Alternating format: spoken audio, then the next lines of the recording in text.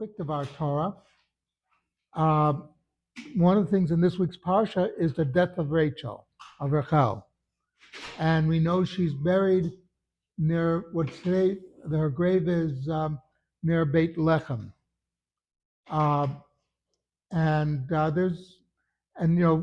That question comes up. First of all, there's a number of questions here. Why isn't she buried in the tomb of the patriarchs and matriarchs, where our forefathers and foremothers are buried, but Rachel is not there? And one of the answers is that Yaakov realized the pain that she suffered, the pain that Leah suffered throughout her life, because she felt that he didn't love her. He loved her, but she was not like Rachel. The thing is, he wanted to make sure, like that for eternity, he'll be next to Leah, not Rachel. And this way, he will ease her pain from the whole issue. But another question comes up, and I'm sure many people here have been to Kever Rachel, to Rachel's tomb. The Ari said that Rachel is not buried in Kever Rachel. She's not buried there, according to the Ari. Isn't that Grant? No, it was not. No, it's not President Grant either.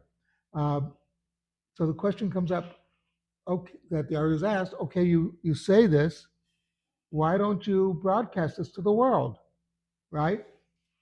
And he said, very interestingly, there are so many Jews have gone there to daven. It's as if she was really there. It's like a friend of mine in Israel.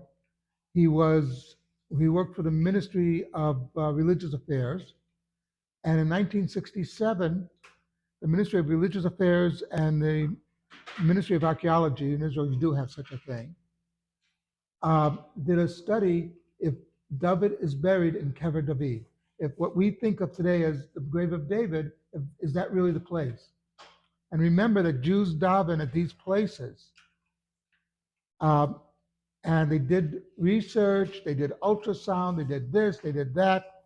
And what they discovered, nobody's buried there. So, so he went to his father and he said, and he knew his father would daven at Kever David every day. So he said, Abba, we just did studies, archaeologists, etc., went through the studies. David isn't buried there. And his father said, your studies are wrong. He said, and he began mentioning all the different things they use. He says, I don't care. They're all wrong. And he said, what do you mean? He said, how could it be that so many Jews have been praying at this place as if it's Kever David, and David is not there?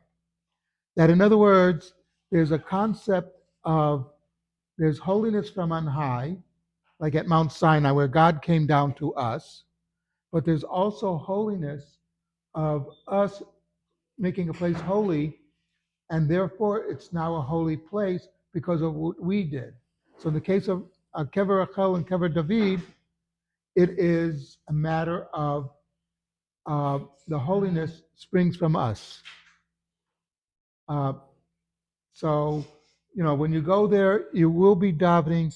Rachel is there in spirit. Her spirit is there. So, you don't have to worry about that.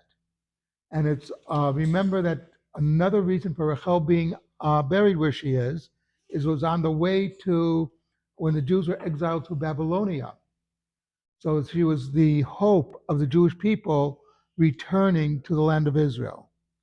That she was in heaven, and when God got very angry at the Jews, so Rachel went to him and said, what do you mean that because of their misbehavior?